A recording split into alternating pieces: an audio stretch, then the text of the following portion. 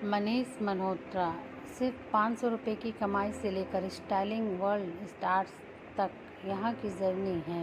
मनीष मल्होत्रा की इस साल मैं उद्योग में 30 साल पूरे करूँगा, लेकिन एक चीज़ जो नहीं बदली है वह यह है कि इस समय के बाद भी मैं अभी भी फैशन शो से पहले घबरा जाता हूँ और मैं चाहता हूँ कि वह वही रहे, क्योंकि वह मेरी पहचान है। यह मुझे याद दिलाता है कि मैं कौन हूँ, मैं कहाँ से आया हूँ और क्या करने वाला हूँ। मनीष मल्होत्रा बॉम्बे के आधिकारिक मनुष्यों के साथ एक साक्षात्कार में हम सभी एक दिन मनीष मल्होत्रा द्वारा डिज़ाइन किए गए पोशाक पहनने का सपना देखते हैं और बॉलीवुड और फैशन उद्योग पर उनका प्रभाव वास्तव में प्रेरणादायक है। यहाँ तक कि जो लोग मुश्किल से फैशन का पालन करते हैं वे प्रसिद्ध बॉलीवुड डिज़ाइनर के रूप में उनका नाम जानते हैं, लेकिन हम में से कुछ ही इस सफलता की कहानी के पीछे के संघर्ष को जानते हैं।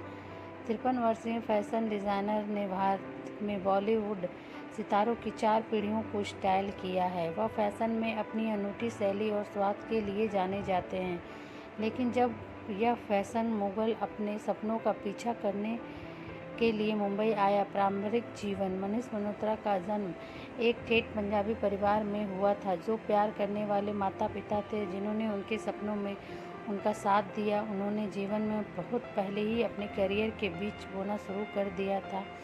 बॉम्बे के ऑफिशियल ह्यूमन्स के साथ एक साक्षात्कार में मल्होत्रा ने बचपन से लेकर आज तक के जीवन की कहानी साझा की है।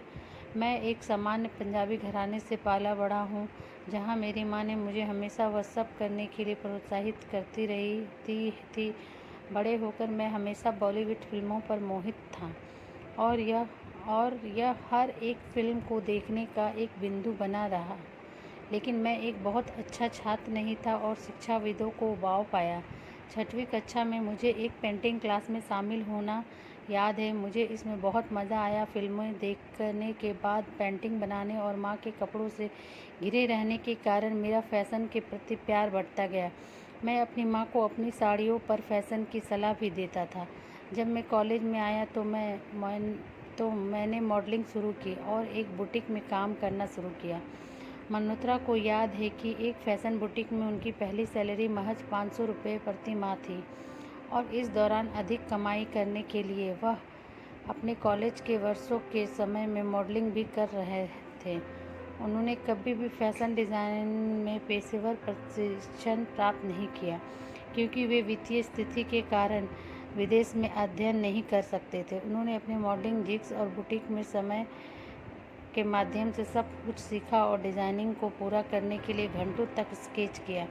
बॉलीवुड का पहला बिग ब्रेक आखिरकार 23 साल की उम्र में उन्हें अभिनेत्री जूही चावला के साथ अपना बड़ा ब्रेक मिला और इसके बाद उन्होंने पीछे मुड़कर नहीं देखा। इसके बाद उन्होंने रंगीला के लिए वेशभूषा तैयार की, जिसने उन्हें बेस्ट कॉस्ट्यूम के लिए फिल्म फेयर अवार्ड दिलाया। अपने पहले के दिनों में निर्माता अक्सर उन्हें फिल्म के विचार के बारे में बहुत अधिक परेशान करने के लिए उनसे चिढ़ जाते थे, जो वास्तव में डिज़ाइनिंग के लिए उनकी प्रक्रिया का एक हिस्सा है। लेकिन नायिका को ग्लैमरस बनाने के लिए उन्हें केवल एक ही जानकारी मिली। मल्होत्रा अभी भी कॉस्ट्यूम डिज़ाइन के साथ आगे बढ़ने से पहले एक फिल्म के कथानक के बारे में जानने पर जोर देते हैं, क्योंकि उन्हें लगता है कि इससे उन्हें पूरी डिज़ाइनिंग पर जाने में मदद मिलती है। उपलब्धियों की एक अंतहीन सूची। मनीष मल्होत्रा ने 2005 में अपना खुद का लेबल लॉन्च किया और हाल ही में फैशन उद्योग में 3 दशक पूरे किए। उन्होंने कई ब्लॉकबस्टर जैसे कि दिलवाले दुल्हनिया ले जाएंगे, सत्या, ओम शांति ओम, दोस्ताना, रॉक स्टार। उन्होंने खुद माइकल जैक्सन के लिए भी कपड़े डिज़ाइन किए हैं। उनके ब्रांड ने अंतर्राष्ट्रीय स्तर पर कैट मॉस, नाओमी कैम्पबेल और काइल मिनोग जैसी हस्तियों को अपने आउटफिट पहनाया है।